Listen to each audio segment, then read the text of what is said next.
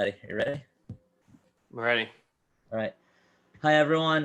Thank you for joining us. We're very fortunate to have Rabbi Uri Pilichowski here with us. He has so many things on his resume. One, he made Aliyah during Operation Protective Edge. He lives in Mississippi Rico. He's a teacher and mentor for the future generation. He was a former member of the Israel Civil Defense, and more importantly, he was my Rabbi at Migdal Torah, and a very good friend of mine. And Rabbi Pilichowski, would you be able to share a little bit about yourself? Okay, I'm not sure exactly what to say, but you said most of it. I'm a teacher, and I make a living here in Israel. 6 years ago, I got to fulfill a dream of moving back to Israel. I'd actually moved to Israel after my gap year and stayed here for 8 years, and then moved to California for 8 years, and then to Florida for 3 years, and then we got to move back to Israel. So that was actually a dream to move back here. We moved to a place called Mitzvah, which we had never heard of before. Technically, the truth is, my parents told me afterwards I was here when I was 10 years old, but obviously I didn't remember it. So, but for all intents and purposes, we were recommended by Nefesh B'Nefesh website, like through an algorithm, to come check it out. And we did. And we love it. Love it a lot. That's great. And how many days ago did you move to Israel? So I do count the days every day. It started when I got here. And when we moved here, it was an absolute dream to live here. To be back in Israel. For 10 years, I had been in America. And it wasn't just, I think the average person's Aliyah experience is they're always looking forward to making Aliyah. You know, it's a dream. One day I'll get to move to Israel. But for me, I think the torture was even worse because I had lived here and I'd set up a home here and a family and wanted to stay. And then due to the circumstances, I felt it was best to go back to America. But every day when I was back in America, I wanted to come back to Israel. So the ability to actually come back to Israel was a real dream come true. So I think so I started counting every day that I was here, you know, like under the title of, like with the hashtag of living the dream. And at first it was just like, it was cute, living the dream day number one. I never thought that, I think it's 2,400 days later that I'd still be counting. Yeah. That's very good. I love it. So you moved back to America and then you moved back. You were married and had a family at that point, correct? Yeah. So when we moved back to America, we had 3 children. Right? So I had 3 children born in Yerushalayim and 3 children born in Los Angeles. So we had a family. We moved back to America and then moved back to Israel. Yeah. And were your kids able to adjust living in Israel? When they moved back? Yeah, so it's always, I'll tell you, so this is probably the come out of this interview. If anything good comes out of it, this is probably it. The worst thing, and I know it's gonna sound horrible, but no, it's okay. The worst thing any parent can do is have a dream of making Aliyah and then sit down with their spouse and like discuss it and contemplate making Aliyah and then make the decision. And then spring it on their children. Mom and dad have this dream. We think we could do it now. We're going to make Aliyah. So from your perspective, as a parent, you're very excited. Here we go. We're going to fulfill this dream. The kid is hearing you're going to lose all your friends, move to a culture that you don't understand, a future that's completely different than one that you ever imagined for yourself, just because mom and dad want to do this. And the kid, by natures, if they have any streak of independence, which all kids do, and all teenagers at some point they're going to rebel, so they're going to resent the fact that you did this to them. So if you don't have your kids buy-in, so then you're just setting your children up for great disaster. And unfortunately, there are very high rates of children that have drug issues, drinking issues. I mean, they have that in America also. But it doesn't have to be that way. So what I tell parents, what they should do is, no matter how far away your dreams of Aliyah are, they could be 25 years away, right? It could be never going to make Aliyah with your children. It could be that by the time you make Aliyah, it's only going to be in your retirement. But just in case you win the lottery and you're able to to make Aliyah, or you get transferred, or a job opens up in Israel, which is what happened to my father. My father made Aliyah because his job had ended in America, and he came to Israel on vacation, and a job opened up in Israel for him. So he actually didn't have a job in America, but he had one waiting for him in Israel. So he had to make Aliyah like this. So you never know. But in that case, what I suggest to parents, and this is such crucial things, talk to your children about Aliyah all the time. We did, I'm not exaggerating, we eat dinner together as a family every night. It's one of our big rules. So every night, unless there's some extenuating circumstance, but we eat dinner together. And every night for 10 years at dinner, we talked about Aliyah. And we talked about how we're going to move back to Israel. This isn't home. This is not where we're going to live. One day we're going to move back. We're proud Americans. So, I got an American flag right here, but we're not Americans. We're Israelis, and we're going to be living in Israel. We don't know when that's going to be, but we are going to be living in Israel. And that's so important, because then, and you give your children independence. We had our children researching the high schools that they wanted to go to when they made Aliyah. So Aliyah with teenagers is possible, but you really got to get buy-in from them. That's really crucial. Meaning, like, the challenge is unavoidable. Like, it's there. Now, as a parent, it's your job, and all parents' job, to educate and make it a part of the family's culture, so the kids can understand that Aliyah is a part of the Jewish people moving to Israel. And once that happens, they're more, I guess, they're more inclined to go with the flow at that point, essentially. Right, but I would say it's not just education, right? There's education, that's true, right? We educate our children to do mitzvahs. We educate our children to be kind and generous, and to other people. That's one level, very important, right? And teaching about Israel is very important. But this, we're talking about, like, psychologically preparing your children for what life is like in Israel. So having them look at Israel, if you can afford it, visiting Israel, showing them different cities in Israel, having them talk to people that live in Israel to hear what life is like in Israel, talking about things like bagriyot. And again, the more preparation, the more buy-in you have from your children, and talking about the benefits of living in Israel for kids. Tell them that as Olim, they're going to have college for free, and they have a greater chance of getting into a better university than they do in America, doing much less work to get into that university, and showing them the good side, not just this is mom and dad's dream. If this is just you're setting your kids up for failure, because kids do not live to fulfill their dreams. In fact, most children live to ruin their parents' dreams, right? So you want to make sure you're not setting your kids up in a way where they're just trying to destroy what you've built. Mm-hmm. And just to switch gears a little bit now, how are you supporting yourself in Israel? I mean, you made the move to a foreign country. What are you doing to survive? So making a livelihood is very important. I tell people that they should never move here unless they have a way of making. I'm a teacher, so teachers don't make all that great deal of money.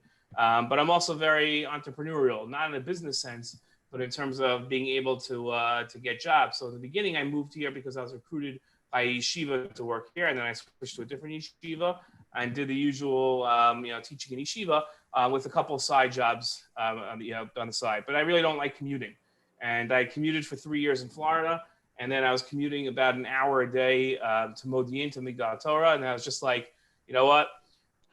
I don't want to do this anymore. Like, I don't want to commute. So I found a way to teach in America via Zoom before COVID. Right? Wow. I'm like one of the only people, right? I'm like one of the only people that know about Zoom. I did a lot of sessions with educators across America, teaching them how to use Zoom in productive ways with their classes when COVID hit, because I was really one of the only people that had been teaching with Zoom. A lot of people are still using Skype, and I was actually terrified that the Zoom would shut down that first Monday when all kids went to school on Zoom. I was like, how are they going to go from 2 million users to 300 million users overnight? But they did it great. There's never been an interruption. Now everybody's using it. We're using it right now. But that's so I teach, but most of my livelihood is made in America. In fact, I would say just about 95% of it is made in America. But that's just out of circumstance, just because I don't think that's necessary. I'm sure if I want, I did have jobs here, but I just found they're better paying, and it's better for my lifestyle because I don't have to start working until 3 p.m. Right. I mean, you just found a way where you can teach a class in America and also live in Israel. I mean, that just worked for you. Not that it'll work for everyone, but there are Right. opportunities out there that people can find. Right. The big thing to when you're trying to find a job in Israel, and I remember I never realized this. No one ever told me this, but I'll never forget it. And it's funny because I was teaching at a yeshiva in Israel, and then I was in discussions with Migdal Torah of switching to a different yeshiva. But obviously nobody knew. You know, it was me and my wife and like the staff of knew that I was contemplating it. And when my first trip back to America, somebody said to me like, "Okay, where are you going to be going for your next job?" And I'm like, "Whoa, how does he know?" You know, like that's the crazy. No, everybody when they go to Israel, they go for one job and then they switch and they find a better job when they get there. So he says, I just assume that's what's going to happen with you.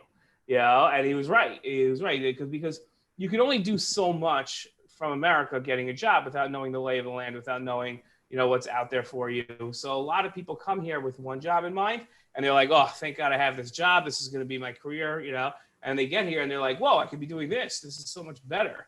And then they find something else. It doesn't happen with everybody, but it happens with most people here. I mean, you're also a political commentator. Can you tell us about that? Yeah, so that really comes out of my work with education. One of the things that I teach is I teach Israel political advocacy. So I teach high school and college students how to advocate for Israel politically. So in order to do that, I actually have to know what I'm talking about. So I've become somewhat of, I don't know, people like to ask me my opinions. I don't know what that means. Like, so the reason why you call me a political commentator is because there's one television station here in Israel that frequently has me on. And they asked me like what my title is. And I said, educator. So that worked like the first 5 times I appeared. After that, they're like, it doesn't make any sense that we're bringing an educator on to discuss political realities going on. You have to be a political commentator. So I'm like, okay, I'll be a political commentator. That's my new thing. So, but it's not like I said, oh, I'm going to go out there and I'm going to be a political commentator. That's literally how I got this title. There's no titles, like there's no degrees you get as a political commentator. Everybody's a political commentator. Everybody has an opinion on politics. Now you comment it, you know, so you're a commentator. Just people have me on television and sometimes pay me for it. So that's the difference. And I read on your bio, you're the founder and director of Crossing the Line. That's essentially what you do. I mean, that is an educational thing that you're conveying to the high school students, where you bring them to Mitzpeh Yericho, correct? Right. So I think it's very important. We read a lot about what happens, quote unquote, over the line, over the green line, into what we call Judea and Samaria, Yehuda v'Shomron, what the world likes to refer to as the West Bank. And there's so much out there in terms of, sort of like slander about how Israel treats Palestinians, and it's not true. So I can give a class and tell people it's not true, but then it's just me telling them it's not true. An article that they read that it is true. So now what do you do? So my theory is that Israel does everything along the lines. We have nothing, and we can always improve, but we're not denying anybody human rights. We're not being abusive. We're not being oppressive. There's no apartheid. So just to have people see it. If you go to a checkpoint, you'll be very happy with what you see. So I bring people across the line. I bring people over the line. So it's mostly more college students than high school students, but I bring people over the line so that they can see for themselves. And we do sort of like a couple stops in the area where I explain different things, and they get to see what's going on here. Right. And just to clarify for our viewers, Mitzpeh Yericho is over the line, correct? Very much so. Now, because it's over the line, is there a safety issue? Are you concerned about security at all, or still? So the reason why I'm not concerned about security is because we are so concerned with security. In other words, and I know it sounds strange, but because we're so careful, and we have a private security force, we have the army, we have layer upon layer of different security measures that we take. So therefore, I'm not worried. But that's why I'm not worried. If we didn't have as good security as we have, then I would be very worried. The first couple of years that I was here, I was like in ignorant bliss. I didn't know that there was anything to be worried about. But my wife is the mayor of Mitzpeh Yericho, which is really a story. You should have her on because that's a real immigrant story. She's an American and went from just an American making Aliyah and was the mayor within 4 years of her town. So she's the real success story. And I'll have her wife but she also gets the phone call. Right, you can ask her. I'll give you a contact info. But she's really she's much more impressive than I am. And but she gets the phone calls when there's a security incident. So once that started happening, I started realizing that there's what to protect against. Then I started having a different notion of what's going on. But there's never been an incident in Mitzpeh Yericho. There's nothing to be scared of. But the reason is because we put so much effort into it. Right. So there's two more questions before we wrap up. I know you have to go soon. Can you tell us a little bit more about Mitzvah Yericho? Like, what about Mitzvah Yericho do you love? Like, I mean, can you tell us more about the community? Yeah. So the reason why we moved here is the beauty. The beauty is astounding. It's, I mean, it's hard to describe, but it's like it's rolling mountain hills of desert. It's dead silent here. Take like your quietest Shabbos you've ever had, and that's like Tuesday morning for us. You know, it's peaceful, it's quiet, it's beautiful.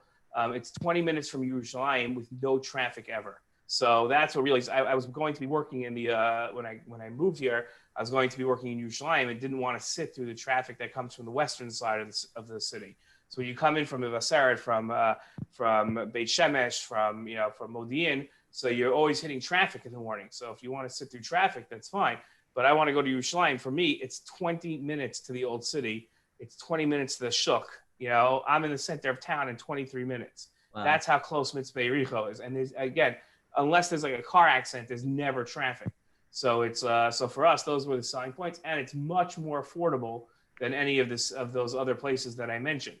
So those were the real selling points. And most people, I would say, to end off here, most people, Americans that move to mitzvah because they don't want their kids to be brought up in an American community. They want them to be with Israelis, but there's enough Americans that you'll have one or two in the class that can help your kids out, you know, and that you can hang out with Americans.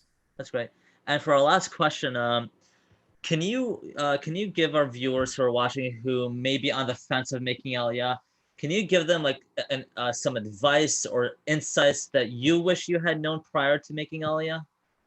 Ooh, that's a good question. I wish I would have prepared for that one. On the spot question, you know. Right. Insights that I wish I would have known. I wish I would have known more about tax law. How tax law works here. Tax law is something. One quick example, just a teaser, just one. Yeah, a teaser is that if you have a job in America and you have a job in Israel, you're going to be double taxed on your Social Security and Bituach Leumi.